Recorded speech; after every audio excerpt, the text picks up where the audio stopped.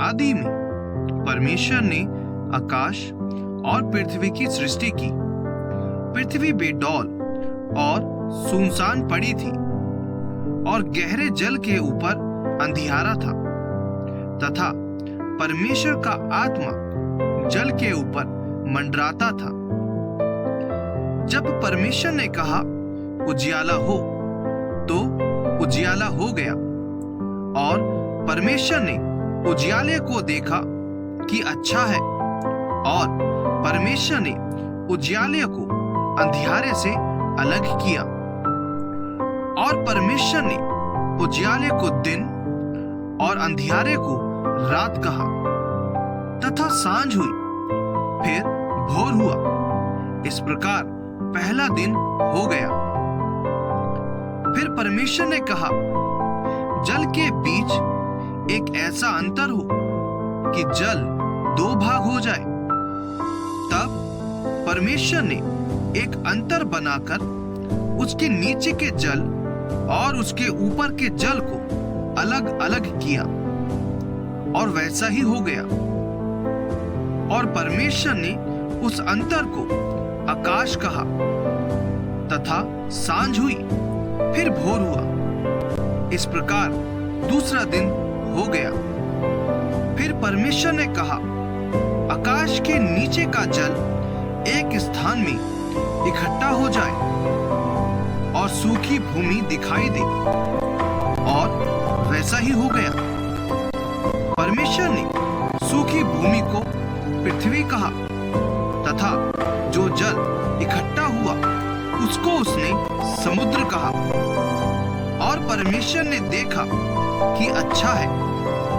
फिर परमेश्वर ने कहा, पृथ्वी से हरी घास तथा बीज वाले छोटे छोटे पेड़ और फलदायी वृक्ष भी, जिनके बीज उन्हीं में एक एक की जाति के अनुसार है, पृथ्वी पर उगे। और वैसा ही हो गया। इस प्रकार पृथ्वी से हरी घास और छोटे छोटे पेड़, जिनमें अपनी अपनी जाति के अनुसार बीज होता है, और फलदायी वृक्ष, जिनके बीज एक एक की जाति के अनुसार उन्हीं में होते हैं, उगे। और परमेश्वर ने देखा कि अच्छा है। तथा सांझ हुई, फिर भोर हुआ। इस प्रकार तीसरा दिन हो गया। फिर परमेश्वर ने कहा, दिन को रात से अलग करने के लिए आकाश के अंतर में ज्योतियां हो, और वे चिन्हों और नियत समयों और दिनों और वर्षों के कारण हो। और वे ज्योतियां आकाश के अंतर में पृथ्वी पर प्रकाश देने वाली भी ठहरे, और वैसा ही हो गया। तब परमेश्वर ने 2 बड़ी ज्योतियां बनाई।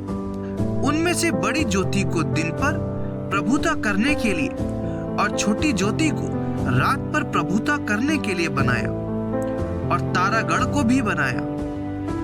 परमेश्वर ने उनको आकाश के अंतर में इसलिए रखा कि वे पृथ्वी पर प्रकाश दें, तथा दिन और रात पर प्रभुता करें, और उजियाले को अंधियारे से अलग करें।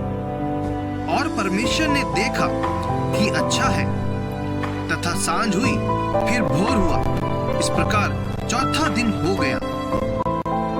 फिर परमेश्वर ने कहा, जल जीवित प्राणियों से बहुत ही भर जाए, और पक्षी पृथ्वी के ऊपर आकाश के अंतर में उड़े। इसलिए परमेश्वर ने जाति जाति के बड़े बड़े जल जंतुओं की और उन सब जीवित प्राणियों की भी सृष्टि की, जो चलते फिरते हैं, जिनसे जल बहुत ही भर गया। और एक एक जाति के उड़ने वाले पक्षियों की भी सृष्टि की। और परमेश्वर ने देखा कि अच्छा है। और परमेश्वर ने यह कह के उनको आशीष दी, फूलो फलो और समुद्र के जल में भर जाओ, और पक्षी पृथ्वी पर बढ़े। तथा सांझ हुई, फिर भोर हुआ। इस प्रकार 5वां दिन हो गया।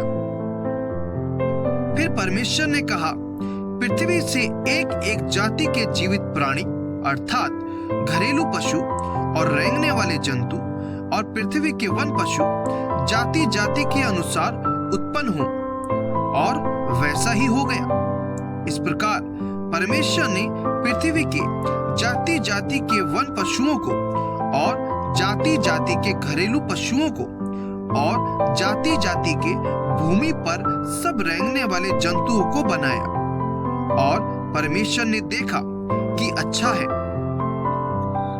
फिर परमेश्वर ने कहा, हम मनुष्य को अपने स्वरूप के अनुसार अपनी समानता में बनाएं, और वे समुद्र की मछलियों और आकाश के पक्षियों और घरेलू पशुओं और सारी पृथ्वी पर और सब रेंगने वाले जंतुओं पर जो पृथ्वी पर रेंगते हैं अधिकार रखें।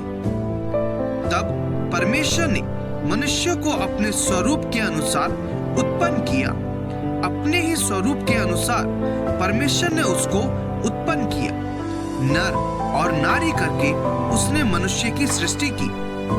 और परमेश्वर ने उनको आशीष दी और उनसे कहा, फूलो फलो और पृथ्वी में भर जाओ और उसको अपने वश में कर लो, और समुद्र की मछलियों तथा आकाश के पक्षियों और पृथ्वी पर रेंगने वाले सब जंतुओं पर अधिकार रखो। फिर परमेश्वर ने उनसे कहा, सुनो, जितने बीज वाले छोटे छोटे पेड़ सारी पृथ्वी के ऊपर हैं, और जितने वृक्षों में बीज वाले फल होते हैं, वे सब मैंने तुमको दिए हैं, वे तुम्हारे भोजन के लिए हैं। और जितने पृथ्वी के पशु और आकाश के पक्षी और पृथ्वी पर रेंगने वाले जंतु हैं, जिनमें जीवन का प्राण है, उन सब के खाने के लिए मैंने सब हरे हरे छोटे पेड़ दिए हैं। और वैसा ही हो गया। तब परमेश्वर ने जो कुछ बनाया था सबको देखा, तो क्या देखा कि वह बहुत ही अच्छा है। तथा सांझ हुई, फिर भोर हुआ, इस प्रकार छठवां दिन हो गया।